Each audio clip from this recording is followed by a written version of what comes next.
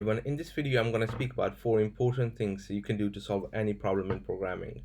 And let's be honest, you are going to face problems, and if you don't know about these four things, you are going to have a hard time. Even though you might be able to solve the problem eventually, but it's good to acknowledge that these four things exist and they are very efficient. I have been using them for about 6 7 years now, and they do work very well. The first way to solve any problem, any big problem, is to make sure that you have a general idea of the issue, because generally when you're working on a program, it is going to be complex, right? It's not going to be something very simple that you can just do in a couple minutes. So if it's going to be complex, which is the reason you're watching this video, you want to solve complex problems.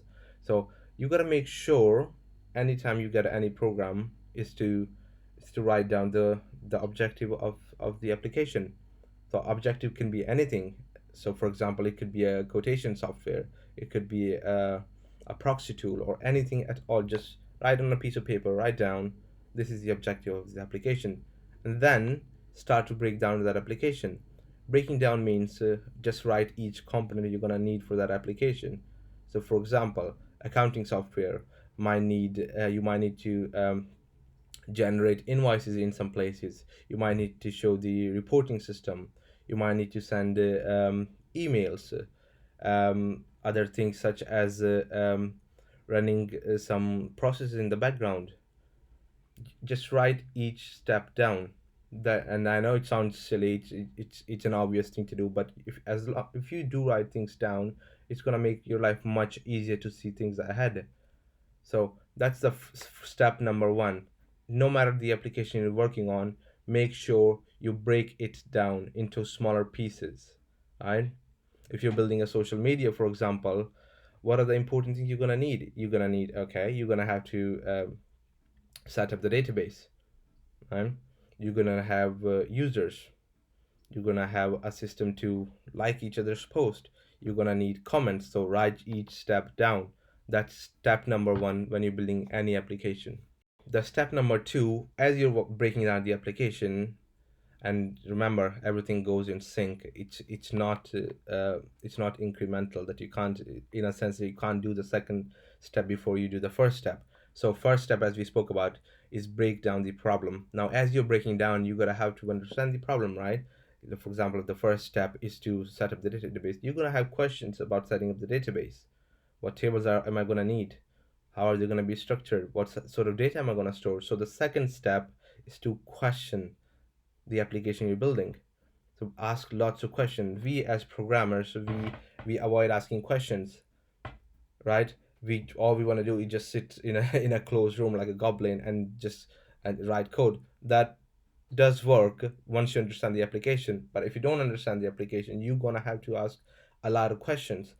Now you can ask other people, they'll answer you, and a lot of times you can ask yourself, you can communicate with yourself, and you can ask yourself like, okay, what data am I going to store in users table? Write down the question, write down the answer. And I know it's going to take much longer. It will take, I have done this, I've been doing it for years. It takes much longer versus a project manager coming to you and telling you, just do that, here's the plan.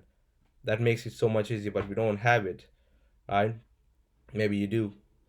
So you gotta make sure first you break down the problem and you question everything. Who's gonna receive email? How is the template gonna look like? Right? Um, are there gonna be queries in the system that are gonna take longer? So make sure you question everything. Are there gonna be formulas that you're gonna need someone to write down for you? If not, what are the formulas gonna be? Just question each step, and this is gonna make your breakdown first step, like I said, breakdown much easier, right? Because you will understand this is the first step, here's the breakdown, and this is all the question associated with that step, and these are the answer. So that step is complete, right? So first step, breakdown, and as you break down, you make sure you question everything. And this, like I said, it's a difficult thing to do when you're working by yourself, but you got to make sure you question things. That's the only way your application is gonna have those things in place, right things in place. Otherwise it's gonna become a mess very soon if it's a big application. That's step number two. Now, the third thing you can do to solve problems is is something I like to call code isolation. This means when you are deep into a big application, if you're working on someone else's application, you're working on a legacy code, you got to make sure that you can see things clearly. And if the application has existing code, you're not going to be able to see it because first you don't understand the application well enough to make changes. Secondly, there is so much code, there is so much interconnectivity, right? So what you can do is isolate the that chunk of the application. What that means is that if there is a function, maybe there is not a function in legacy code, maybe it's just procedural, but if there is a function, you take that function part of that function, copy it into a separate file, then try to run it with fake dependencies. So if the function takes JSON, create JSON object, pass it, see what it does. All the whole point of this is to to just disconnect the application from the existing system so you can solve the problem in smaller chunks. That's step number three. Take the blocks of the application, put it elsewhere, try to run it, and then within that small chunk add whatever you need to add. See if it's working, see if it's not working, see if there is other dependency it needs. If it does need dependency, pass it, but take the chunk of the code, move it elsewhere, run it. That's step number three. You isolate the code where you can. Do not just let the existing architecture of the application dictate how you're going to work. Take the parts you want to work on, put them elsewhere, and rewrite what you need to rewrite. Obviously, easier said than done, like I say, but you are going to have much more flexibility then, and you will be able to solve the problem much easier. And you obviously you're going to have to need um, a bit complicated code. Is you don't need something like this for simple application. So where you can, isolate the pieces of the application, and they'll try to solve the problem if you're stuck. Now the fourth thing you can do to solve problem is to observe other people's code. What that means is, if you let me give you an example. Let's say you're building a login system, simple, right?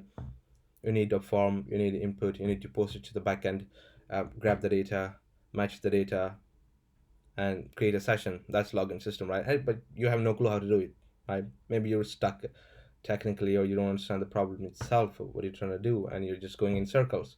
What can you do? Well, one of the easiest things you can do in that case is to ask someone else, right? How do I do it?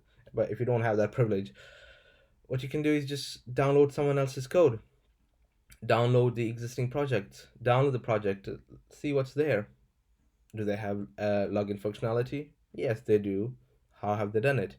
Just look at it, and there's your answer, right? This is one of the most basic things you can do to solve most of the problems. And you don't need nobody's help. Just find a large project. And also remember, a large project, once you have it, is gonna have most of the things you'll ever need. If it's a project someone has worked on for years, find a large open source project that you are interested in. It's gonna be hard to find because there are not many. Um, then you just browse the parts of the site. How does the registration work? How does creation of session work? Right? Okay, do I need to encode JSON before I send it to the backend? How do I parse, decode the JSON? And then how is the existing application looping through the data? So this is really easy way to improve your skills and solve problem. You're stuck with something, browse someone else's code. How have they done it? Right? It's basic stuff. Important thing that I did not speak about in this video, but I'm going to do it now because it is so important, and a lot of people do mix this. Whenever you're working on an application and you're stuck on something, you have to ask yourself each time, is this problem related to the business itself, where I lack the understanding of the business, or is it a technical problem? Please do not mix the two. Technical problem is a technical problem. Technical problem only arises once you have all the requirements, right? So make sure you understand the business.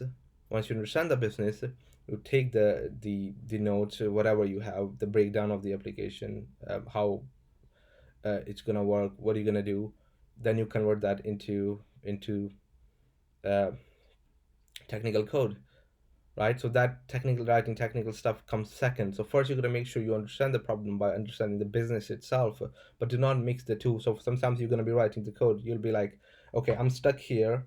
Um, is it because I do not understand the business, or is it because um, I'm technically weak? I cannot loop through all this JSON because it's huge, and I do not understand how I'm gonna store that in an array and then insert that into the database, which is fine. At least you acknowledge that it's a technical problem. You know what you need to do. You just don't know how to do it in that using that tool. So always make sure whenever you're stuck, you distinguish between these two problems. Is it a business problem or is it a technical problem? Once you have the answer, then you can proceed.